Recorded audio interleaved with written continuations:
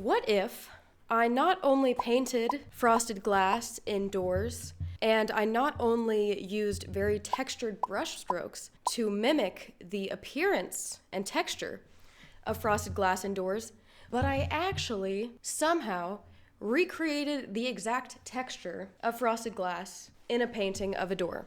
That's what we're doing in today's video. I would like to take you all along with me on this journey to experiment with the different painting mediums. I've been realizing lately that it's just about time for me to start expanding beyond just oil on canvas. I've worked with acrylics before. I use oil pastels regularly in studies, but that's about it, especially considering lately I've been using very textured brush strokes, very thick brush strokes. It's starting to make me think maybe there are other mediums that are better suited for this type of texture and these types of brush strokes than the mediums that you've been limiting yourself to, which is oil on canvas. So yes, that's what we're doing today. If you have never seen my face before, hello, welcome. My name is Lauren. I am a self-taught artist. I work mostly in oils and acrylics sometimes, but maybe in the future some other cool stuff too, depending on how well this experiment goes. If you are interested in joining me on my artistic journey as a self-taught artist and learning with me from my successes and my mistakes, and also hearing from me on my philosophical perspective on artistic creation, then feel free to subscribe, like this video if you find it interesting or useful. I will be filming and posting this process in multiple parts. So by the end of this video, you will see the whole process of how I have decided to prepare my painting surface, what the outcome of the texture will be. And then in the second part, which I will post probably way later because I have to finish the painting first, I will show you a bit of the painting process itself, some of the techniques that I found worked with this sort of texture, with this sort of painting surface, and maybe techniques that didn't work so well. Yeah, so that's the plan. I'm really excited. Yeah, let's just get into it. Okay, so the first step in this project was for me to make a mold of the glass.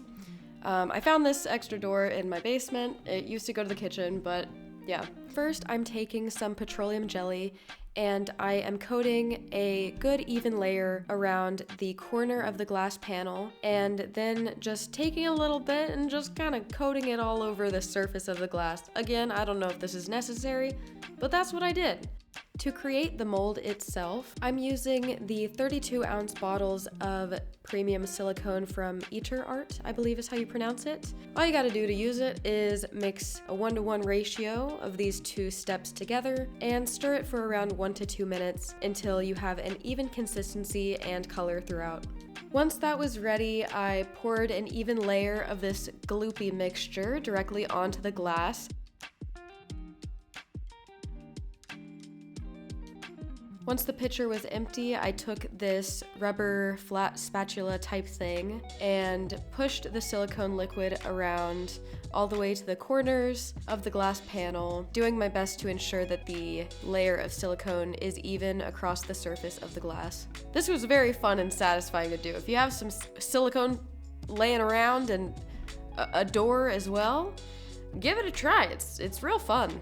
I let this sit overnight, and now I'm just taking a little paintbrush around the edge of the door, and then I just lifted the corners of the silicone mold and slowly lifted it up from the glass. I'm extremely excited and shocked that this actually worked.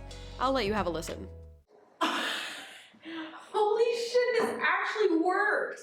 Oh my god! This is so cool!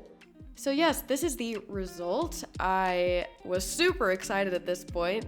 Here I am showing off the silicone mold. You can see it really captured the details of the frosted glass way better than I expected. Next, we're on to step 2, which involves picking a modeling paste. I got 2 modeling pastes to try, the Schminke brand acrylic modeling paste and the Amsterdam extra heavyweight gel in the matte finish. My initial impressions, the Amsterdam one was a little bit thicker, a little bit easier to build up a thick layer, whereas the Schminke one was a little bit finer of a texture, more like a mousse, and because of that, it didn't build up as thick of a layer as I thought I needed, but in the end, I definitely was using way too thick of a layer, so it wasn't really a big deal. After applying a small patch of each paste to this canvas, I laid the new silicone mold over the top of these little patches of paste and didn't know what I was doing. I applied a little bit of pressure, my easel was moving around, not the best table. I did a couple different tests of this one. I didn't include all of them in this video because it wasn't really necessary, but I tried some putting the mold on and then taking it off, others where I left it to dry before removing the mold. Ultimately, I discovered two things. First, I was using much too thick of a layer of modeling paste. And second, it didn't really make sense for this project to let the modeling paste completely dry. But either way, here are the results. I ultimately decided to use the Amsterdam one, but both were nice. Next, I went on to prepare the painting surface. I decided to do something a little crazy, which is to paint on particle board. Maybe it's not so crazy. For me, I've never done it before, but I found this at my local hardware store. It was in the scrap section, perfect door shape. And it was €4, so I had to get it.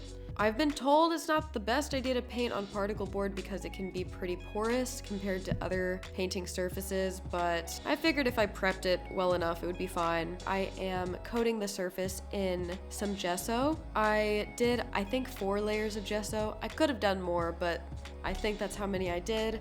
I also lightly sanded each layer of dried gesso before going on to apply the next layer. Next, I went on to sketch out the door frame shape, kind of getting a rough sense of the composition of the piece, and also referencing the silicone mold to make sure that the size of the mold would fit properly within the panel spaces.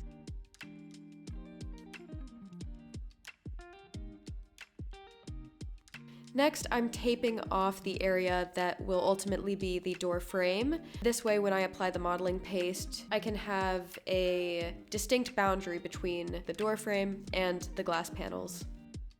And now it's time for the super exciting part. I started by applying another thin layer of petroleum jelly to the silicone mold. I don't know if this ended up being necessary, but that's what I did. And I did it before laying it down on each of these panel areas. I also added a little bit of color to the modeling paste, just a little bit of black and warm gray acrylic paint. I thought it would be useful. I usually tone my canvases. Ultimately, it wasn't necessary, but it looks pretty freaking cool. So as I'm applying the paste, I'm trying my best to get an even layer of it over the entire panel surface. As you'll see in a minute, I was not successful in getting an even layer of modeling paste, but I'm really glad I didn't because it created a really beautiful variation in textures and patterns that I'm super excited to paint on. Okay, now that the modeling paste is down, it's time for the fun part. So I take the silicone mold and I line it up with the edge of the tape and then just gently lay it down and apply some pressure with my hands. I'm being careful not to slide the mold side to side to ensure that the modeling paste retains the texture as best as possible. All right, next, the moment of truth. Magic.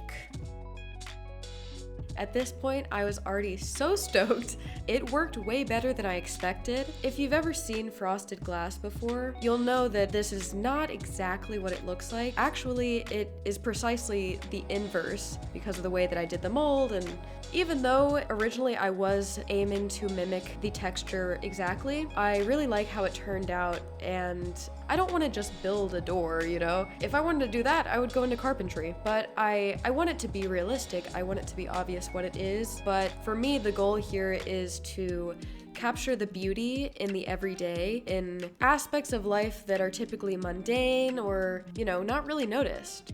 And I think that these subtle variations in texture and pattern and the way in which they diverge from the objective reality of the object that I'm depicting, while still being a clear homage to the actual appearance of the object, will somehow be able to point to that.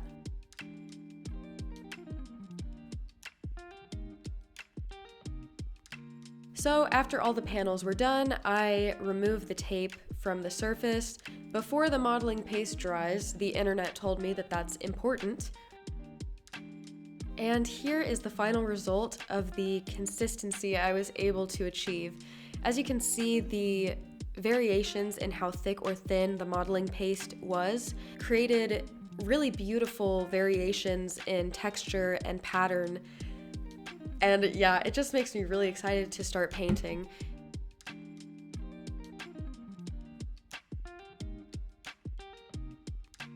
So yes, here I am again, filming this the same day, but it seems like it's at a later day because it's at the end of the video. But that's the process. I hope you enjoyed. I'm curious to hear from you all in the comments. Have you ever tried something like this? If you've used modeling paste before, what's your experience been? And if you have any advice or any tips for someone who is just now getting into it and who is definitely curious to experiment with it further in other projects, I'd love to hear from you in the comments. Do you think this looks ugly? Do you think it looks cool? Yeah, I'm excited to hear from you all. I hope you enjoyed this video. Again, like it if you liked it, or dislike it if you didn't like it. That's okay too. Yeah. Thanks for watching. Bye.